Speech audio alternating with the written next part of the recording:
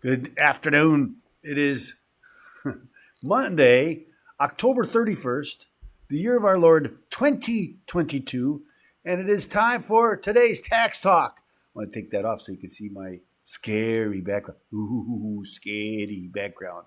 Uh, it is October 31st, the year of our Lord 2022. It is Halloween, and I'm here in the afternoon because I have plans. I generally, the law firm gives out hot dogs to kids, and I got to get out there and give the hot dogs away to kids. But I didn't want to miss today because there's stories going on, and I didn't want to miss those stories. And so let's get into it because I don't have a lot of time. Okay, so let's do that. Okay, so here we go. This is the we've been talking about this for a long time. Douglas O'Donnell named acting IRS commissioner. So what does that mean? That means Rettig is out, right? Commissioner Rettig is out. He's been trying to gain favor with the administration and Congress, but it didn't work. It was never going to work, right? He's a Trump appointee, and they're never going to leave a Trump appointee, even though I think that was a mistake on Trump's part. To name Rettig as his commissioner, well, he's gone. So that's what we've been talking about. Treasury Secretary Janet Yellen picked Douglas O'Donnell as the acting commissioner of the Internal Revenue Service on Friday. O'Donnell has been a deputy commissioner for services and enforcement at the agency since April 2021 and is succeeding IRS Commissioner Charles Rettig, whose term ends on November 12th. I want to thank Commissioner Rettig for his tireless service to the American people across two administrations and his leadership on the IRS during the difficult and unique challenges posed by COVID-19, Yellen said in his statement. I am grateful for him for his partnership and efforts to ensure taxpayers had the resources they needed to make it through the pandemic, but not enough to keep him on. O'Donnell has spent more than 36 years at the IRS in a variety of roles before becoming Deputy Commissioner for Services and Enforcement. Last year, he served as Commissioner at Large Business and Internal Division for nearly 6 years.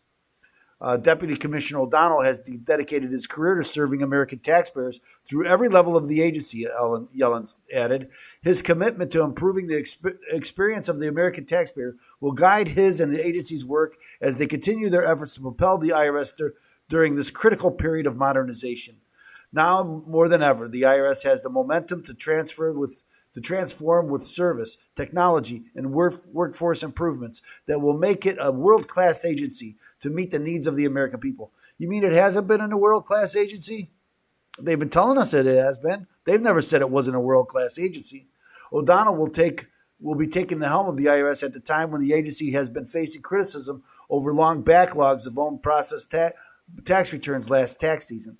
The agency has faced staffing shortages and the impact of the pandemic, and as well as new tax laws and the burden of distributing 3 rounds of economic impact payments, along with monthly advanced distributions on the enhanced child tax credit last year.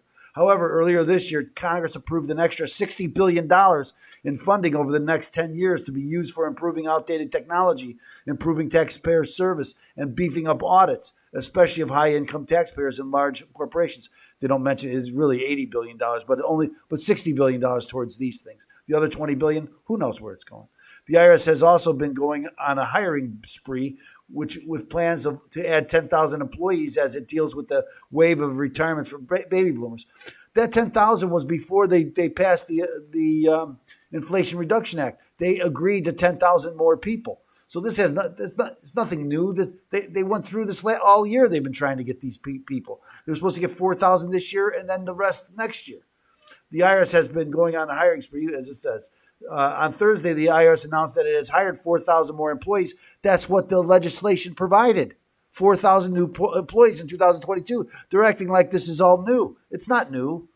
As customer service representatives, many of whom will be handling phone calls, which frequently go unanswered, especially during tax season. It is not clear if O'Donnell or another official will be named next year as permanent commissioner of the IRS, since the position requires confirmation by the Senate, and control may shift to Republicans after the midterm elections in November. Whoever the Biden administration nominates for the position could probably face a contentious confirmation hearing. rightfully so. Despite the challenges of winning Senate confirmation, the Biden administration is reportedly searching for a permanent IRS commissioner to replace Rettig, who has faced criticism from both Republicans and Democrats. We are closer to be drawn to the dawn of a new day at the IRS, said House Ways and Means Committee Oversight Subcommittee Chairman Bill Parcell, a Democrat, New Jersey, in a statement. The Biden administration is right to end the term of Donald Trump's IRS commissioner. I thought he was America's commissioner, not Donald Trump's. Under Mr. Rettig's failed leadership, the agency and its dedicated employees, the agencies are dedicated, but he's a failure. He kind of is a failure, but so are the employees. Americans are fed up with late refunds, unanswered calls, and two-tier tax system. I wish Mr. McDonald well as acting commissioner and look forward to working closely with him on the implementation of the Inflation Reduction Act. Many Americans have lost confidence in the IRS. Most.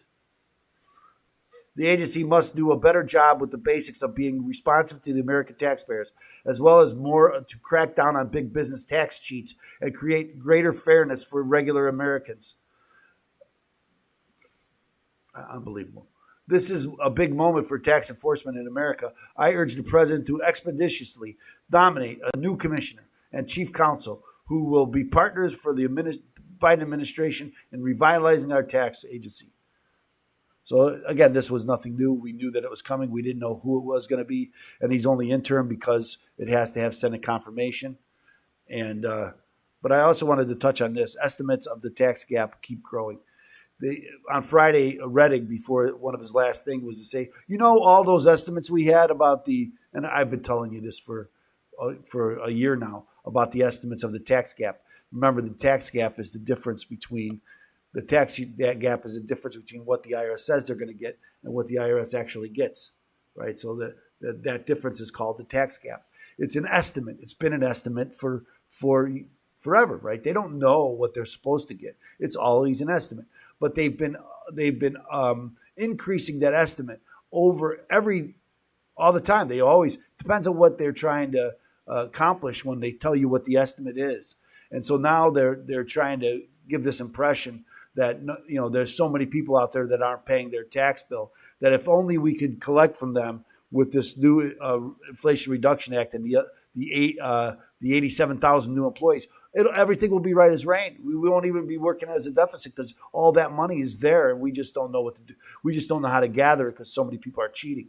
And so that's why they keep estimating that it's more and more and more. We don't know what it is, and they don't know what it is. The estimated gross U.S. tax gap increased and again, sometimes they'll tell you it's $1 trillion. Now this one's $496 billion annually for tax years 14 through 18. So why do they go now? It's 2022, and they're going back and adding to those numbers from what is that, 6, 7, 8 years ago? Why are they just now changing those numbers? A rise of over $58 billion for prior estimate. And the Internal Revenue Service estimates that the gross tax gap will rise to $540 billion for 2017 and 2019. So that's when they raise these, then when they come out and they say, in 2022 it was $1 trillion, it won't be that far off from what it was. But if they come out now and say it's $1 trillion and it was only $248 billion, it's going to be, well, where did that number come from? The increase in the tax gap estimates reflects the IRS needs to do more, both in improving taxpayer service as well as working to improve compliance, said outgoing Chuck Rettig in a statement Friday. The recent funding addition will help the IRS in many ways.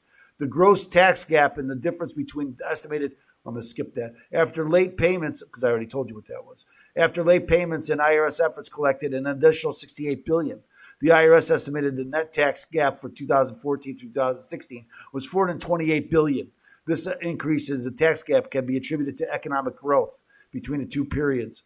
The estimated tax liability increased more than 23%. The tax gap estimates translate to about 85% of taxes paid voluntarily and on time. The new estimate, now another number that's out there is that the IRS has now collected more money in the last fiscal year than ever before. The gap is getting higher. They're collecting more than ever before, and they're going to come after everybody more. I just don't get it, but that's just me. I'm not going to. This is all fluff, in my opinion. These estimates are nothing but estimates. They don't know what it is. It's to their benefit to raise the estimate. And so that's what they're doing in order to come harder at the American people, in my opinion. So anyway, that's where we are. So thanks so much for joining us. We're going to cut a little short today. So I appreciate you taking the time. Remember, I'm going to ask you to like and subscribe. Like and subscribe. We need your help to get this information out. So please like and subscribe. And remember, if you have IRS trouble, if you haven't filed your tax returns on time, if you have unfiled tax, if you have owe the IRS money, or if you overpay your taxes, you should give us a call or get a copy of my book. Deal with your IRS problem today. Go to freeirsbook.com, freeirsbook.com. That's freeirsbook.com. Thanks so much for joining us here today, and we'll see you again tomorrow. Tomorrow's Crypto Tuesday. You won't want to miss it. Thanks so much, and we will see you then. Out.